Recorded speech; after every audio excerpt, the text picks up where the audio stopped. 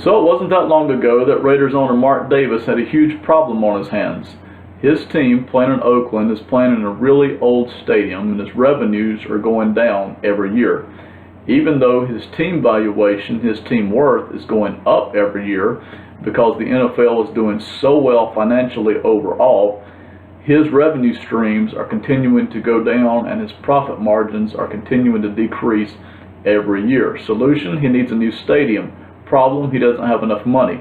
Allegedly, according to many sources, in 2015, Mark Davis's net worth is $500 million. No matter how you slice it, that simply will not pay for the construction cost of a stadium.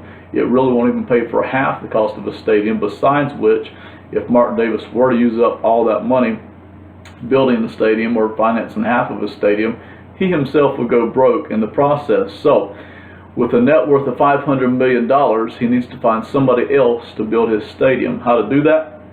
Start shopping that team around to other cities.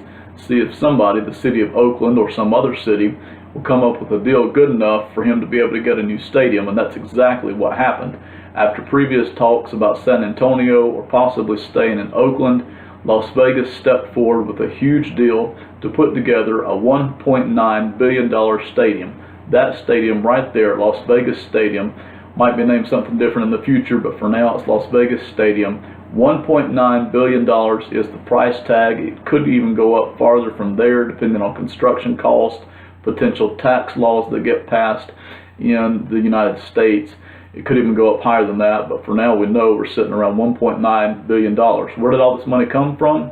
$200 million of it is a loan from the NFL. That's not unusual.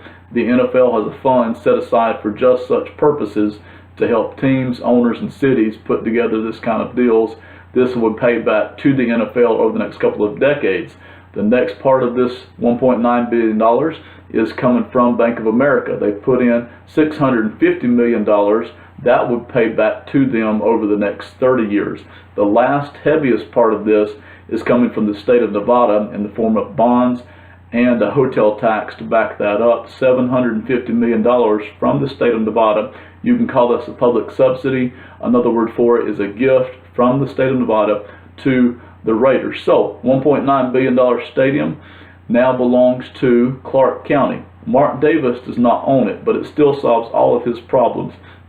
Even though Clark County will own the stadium, Mark Davis, according to all reports, will be getting most, if not all, of the revenue from this new stadium. Now, a large part of this, not a large part, but a significant portion of this will go back to the loans, to pay off the loans to the NFL and to Bank of America. But after that, the majority of the PSLs, the stadium naming rights, the sponsorships, the food, the drink, everything will be coming back to Raiders owner Mark Davis. Certainly, he will surpass that $500 million in no time, in spite of the fact that he has his loans to pay off.